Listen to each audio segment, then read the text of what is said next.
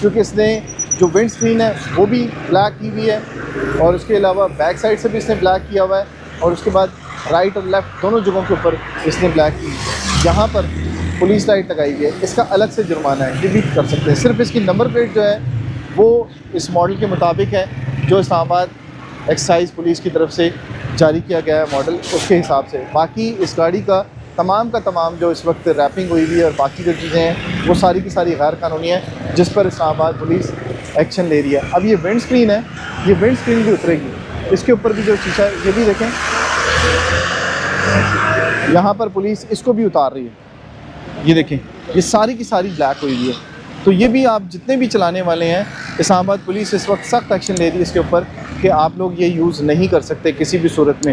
अगर करेंगे तो ये शीशे भी जो है वो ये भी उतारी जाएगी सारी की सारी, और शीट भी, और उसके अलावा आपके ख़िलाफ़ कानूनी एक्शन। ये देखें पूरी की पूरी विंड स्क्रीन, ये सारी की सारी विंड स्क्रीन जो थी वो ब्लैक की हुई थी।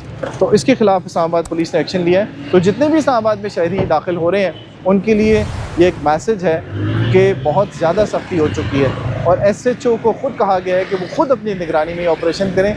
कोई बड़ी गाड़ी, कोई छोटी गाड़ी, कोई भी इससे फ़ायदा नहीं उठा सकती और सख्त एक्शन हो रहा है। इसमें भी आप देख रहे होंगे कि रश इस वजह से ज़्यादा हो रहा है कि बहुत बड़ी तादाद में गाड़ियाँ थी जो इस वक्त गाड़ियाँ इनके शीशे काले करा के तो इस्लामाबाद के अंदर चला रहे थे।